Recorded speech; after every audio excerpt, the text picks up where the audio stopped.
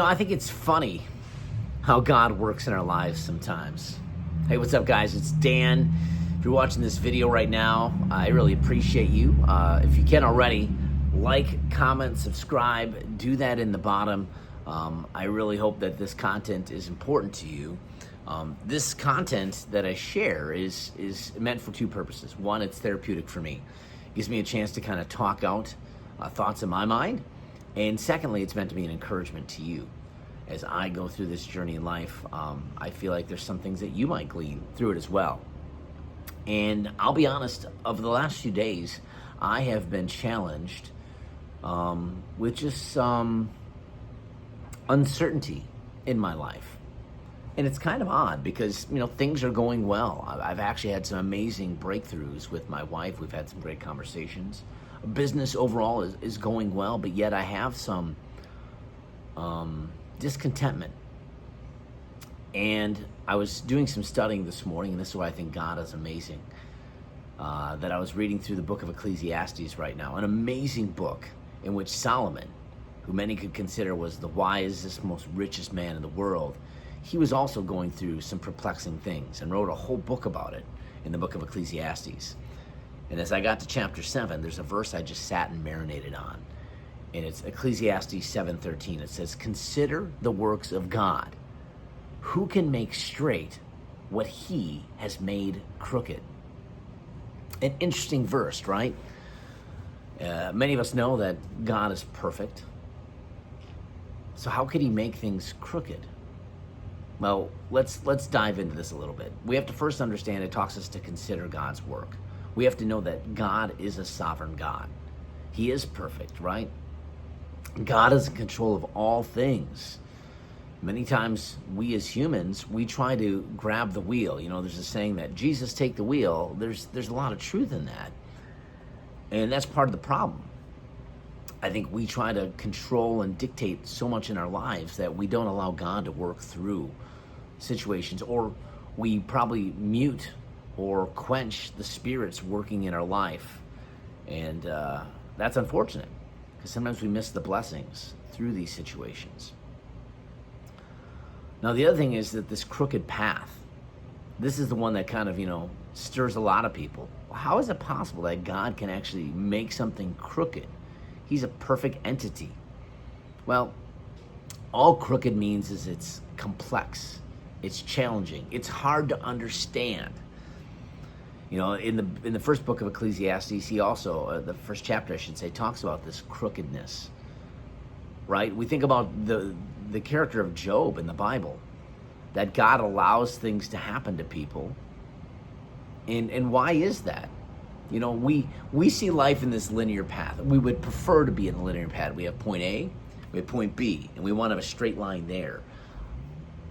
Anyone who's lived any time of life knows that life more goes like this, and zigzags and ups and downs. The goal, truthfully, is as we become older and wiser, the extremes are not there. Instead of the high peaks and high lows, maybe it's more of a curved road, and we can kind of handle that. Specifically when we lean more into the spiritual aspect of life and knowing that God is there every step of the way. And the more we can become in tune with who Christ is and his working in our life, it allows us to control our emotions. Because much like myself, I was dealing with anxiety. And I had thoughts about different things, whether it be, some business things that we're working on and just the future side of stuff. Being a business owner is not easy. Even when things are going well, there's challenges. What was the study I read recently that 75% of people who have money are concerned about it and losing it? Isn't that crazy? I'm not immune to that.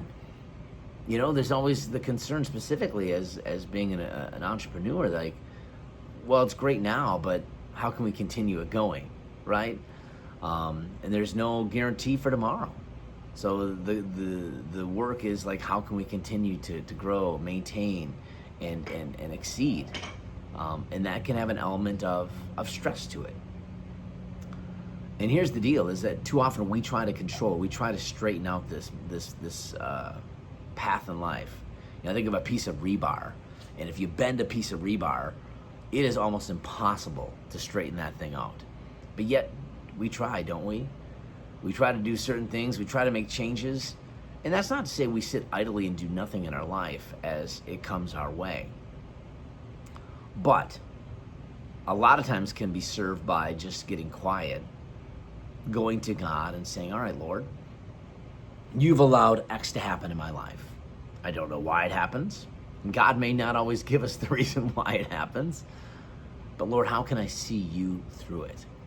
Because these are the seasons when the bends happen and the crookedness of life comes our way that we see immense growth. The more we lean into our identity of who we are as people, and secondarily, how we see Christ in us and how Christ is in us, our identity with Jesus, those are foundational things that can mold and shape us to navigate the twists and turns that is in everyone's life. So what are some responses? We all have these crooked seasons, when we're confused. We just need to trust in God's bigger plan. There's something he's working behind the scenes. We don't get the full playbook as much as we'd like it. We sometimes have to allow God just to work through that. What happens when we're hurting? Well, that's where we have to just trust in his grace, right? Allow God's grace to work through our life and know that he is doing things behind the scenes. And God, as his children, he told us he will never leave us nor forsake us. And that should give us peace. This is a tough one. What if we're needing to wait? We need to let patience have its good work, James says. That's tough. And as I mentioned earlier, it doesn't mean that we sit around idly and just kind of like, all right, Lord, what do we need to do? We still need to actively do things in our life, but do it in a way almost specifically if it's heavy. We need to go day by day. And Matthew 6:33 talks about that, right? So we need to not worry about tomorrow because tomorrow's enough to worry about. So focus on the day by day. When we're uncertain, just acknowledge his authority and who he is. And when we're tempted to fix everything, we need to release control. And that was me this morning. I was so worried about, well, how am I going to do this? I got this going on, Lord. There's this thing going on about, a legal thing going on with the business as well. And I just gave it to God. And it was so weird. The moment I did that, it was freeing. I felt this burden lift off of me. And it doesn't mean the challenge goes away, but the stress of it has, the anxiety is off of that, because those are not fruits of the Spirit. So when we relinquish that to God, that's when we allow him to work through it and help us with the victory. So as your life twists and turns, as your path is crooked or hard to understand or complex, that's part of this thing called life. And when we go through this, it's not meant for us necessarily to figure out and solve by ourselves.